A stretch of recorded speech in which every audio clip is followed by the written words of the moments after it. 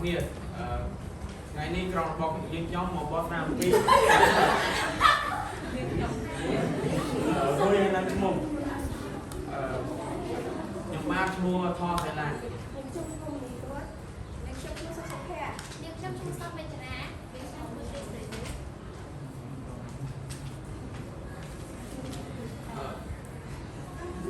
ជាបន្តក្រុមរបស់ខ្ញុំនឹងបោះស្រាមពីរួយនៅក្នុង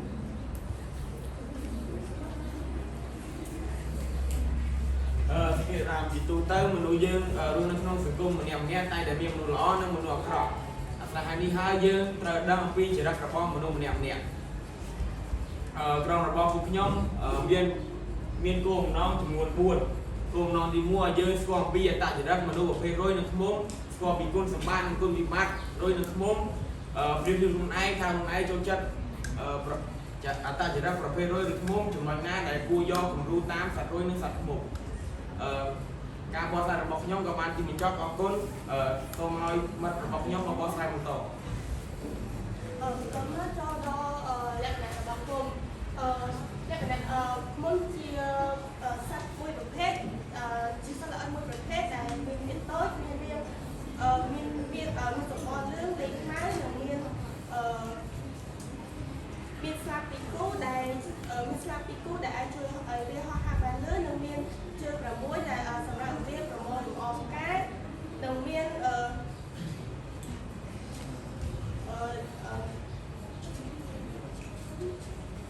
តែមានជើង6សម្រាប់ប្រមូលលម្អផ្កានិងបន្ទាត់របស់វាសម្រាប់ការពារខ្លួនហើយខ្មុំក៏មានគុណសម្បត្តិនិងគុណវិបត្តិរបស់វាផងដែរគុណសម្បត្តិរបស់ខ្មុំទី1ខ្មុំគឺជាសត្វមួយដែលដឹងពីជាសត្វដែលរស់នៅជាក្រុមធ្វើការជាក្រុមហើយសាមគ្គីគ្នាហើយវាក៏ជាសត្វដែលដឹងពីតួនាទីរបស់ខ្លួនហើយវាក៏ជាសត្វមួយប្រភេទដែលមានប្រយោជន៍ដែលវាអាចបង្កើតទឹកខ្មុំសម្រាប់មនុស្សប្រើប្រាស់ប្រចាំថ្ងៃបានដូចជាការផលិតឱសថនិងការផលិតទៀននិងប្រមូលភូមិជាដើមហើយវាក៏ជួយការបន្តពូជរបស់រុក្ខជាតិផងដែរហើយមិនត្រឹមប៉ុណ្ណោះខ្មុំក៏អាចជួយបង្កើនប្រាក់ចំណូលដល់អ្នករកខ្មុំនិងអ្នកចិញ្ចឹមខ្មុំផងដែរហើយខ្មុំក៏មានគុណវិបត្តិរបស់វាផងដែរគុណវិបត្តិរបស់ខ្មុំគឺវាគឺជាសត្វមួយដែលវាប្រហារទៅលើសត្រូវដែលការតិចការតិចរបស់សត្វខ្មុំវាបណ្ដាលឲ្យឈឺឬហើមបើការតិចច្រើនរបស់ខ្មុំវាបណ្ដាលឲ្យមានគ្រោះថ្នាក់ដល់ជីវិតហើយគុណវិបត្តិទី2របស់ខ្មុំគឺវាជាសត្វដែលមានការរំខានការរស់នៅរបស់មនុស្សដូចជាការសាងសង់សម្បុកខ្មុំទៅនឹងចិត្តទៅនឹងផ្ទះនៅចិត្តសាលារៀនជាដើមដែលវាបង្កការបំផាយដល់មនុស្សយើងហើយទី3គឺវាក៏អាចនាំមេរោគដល់រុក្ខជាតិផងដែរហើយការបកស្រាយខ្ញុំមានតែប៉ុណ្ណឹងហើយខ្ញុំនឹងទទួលវេទិកានេះឲ្យមិត្តខ្ញុំបន្ត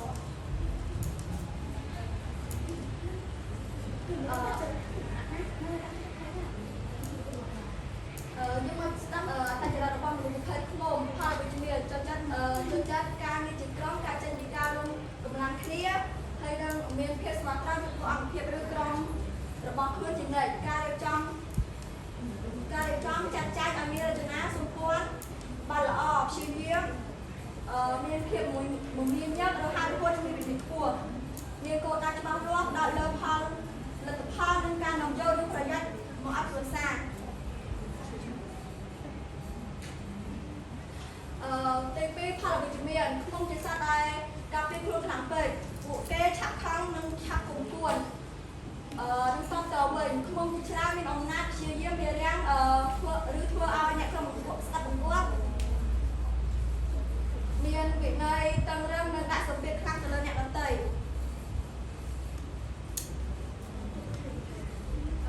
នេះយើងនិយាយអំពីលក្ខណៈរបស់សត្វរុយមានជាសត្វរុយ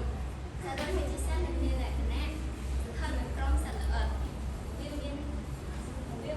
លក្ខណៈវាមានស្នាម2ជើង1មាន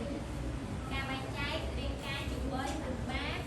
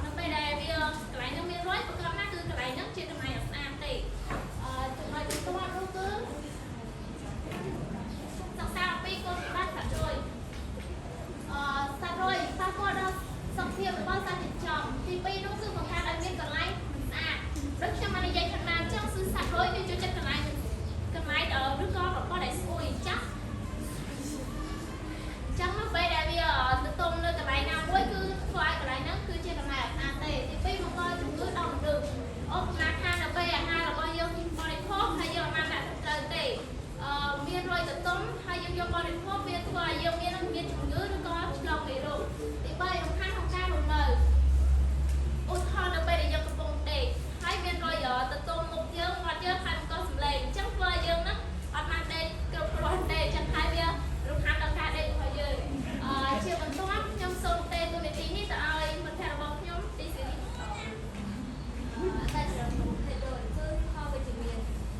ឆាប់ដឹងព័ត៌មានព្រោះមនុស្សពេកនេះសង្កេតទៅលើព័ត៌មាននិងបញ្ហារបស់ខ្លួនបានលឿនជាអាចការជាក្នុងពុកនៅប្រភេទនេះគឺមានបង្ហាញតែនិងបង្ហាញនៅក្នុងข้อមួយដែលគេធ្វើខុសនិងមិនបានត្រូវនេះគឺរហ័សពួនមនុស្សពេកនេះមិនស្ងាត់ស្ងៀមព្រោះពេលដែលគេចាប់កំហុសមួយគេនឹងប្រាប់ទៅលើអ្វីដែលមនុស្សនេះធ្វើខុសផលវិជ្ជមានមនុស្សប្រភេទដូចជាចិត្តតែមិនល្អមនុស្សភេទនេះគឺជាចិត្តរកចំណាយដែលមានមនុស្សជនជុំអាចនិយាយរឿងអាក្រក់របស់គេជាចិត្តនិយាយរឿងគេមិនល្អជាចិត្តនិយាយពិចារណាពីអាក្រក់ជាចិត្តកំហុសរបស់អ្នកដទៃប៉ុន្តែមិនចេះតែប្រាជ្ញទៅលើខ្លួនរបស់ខ្លួនឯងបង្កបញ្ហាឲ្យអ្នកដទៃមនុស្សភេទនេះគឺអាចនាំអារម្មណ៍វិជ្ជមានឬនាំបញ្ហាច្រើនទៅកាន់មនុស្សបែបខ្លួនធ្វើឲ្យគេមិនមានសេចក្តីសុខហើយមិនមានគោលដៅច្បាស់លាស់ធ្វើអ្វីមួយតាមតែអារម្មណ៍មួយឆាយរបស់គេឥឡូវនេះខ្ញុំសូមផ្ទេរលេខការមិត្តរួមតាមរបស់ខ្ញុំសំណួរបន្ទាប់តើអ្វីដែលគួររៀនតាមរបស់សត្វដូចនិងសាច់ឃ្មុំគឺជាសត្វដែលសាច់ឃ្មុំដែលជាសត្វដែលឆ្លាតវៃមានភាពរហ័សរហួននិងចិត្តច្រអូសចិត្តតែក្រឹបលំអងការណាដែលស្អាតនិងបង្កាត់ពូជបន្ថែមទៀតបន្ថែមពីនេះឃ្មុំតែងតែចេះយកយល់ដល់អ្នកដទៃនិងមានការចូលចិត្តរបស់អ្នកដែលស្អាតចូលចិត្តផលិតរបស់ចូលចិត្តផលិតទឹកឃ្មុំបន្ថែមទៀតចាសសូមអរគុណ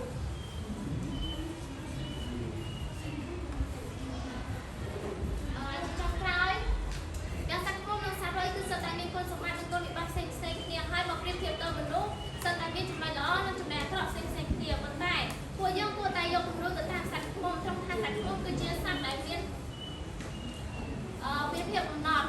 ភាពអំណត់មានភាពតស៊ូក្នុងជីវិតមានភាពខ្លាំងក្លាព្រោះថាក្នុងការរស់នៅរបស់យើងម្នាក់ៗគឺត្រូវតែមានភាពក្លាហានមានភាពអំណត់ទៅធ្វើឲ្យអនាគតរបស់យើងទទួលបានជោគជ័យ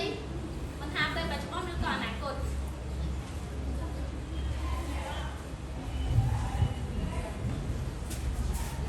ចុះក្រោយសូមអរគុណដល់អ្នកទាំងអស់គ្នាដែលបានស្ដាប់ពួកខ្ញុំកន្លងអរគុណ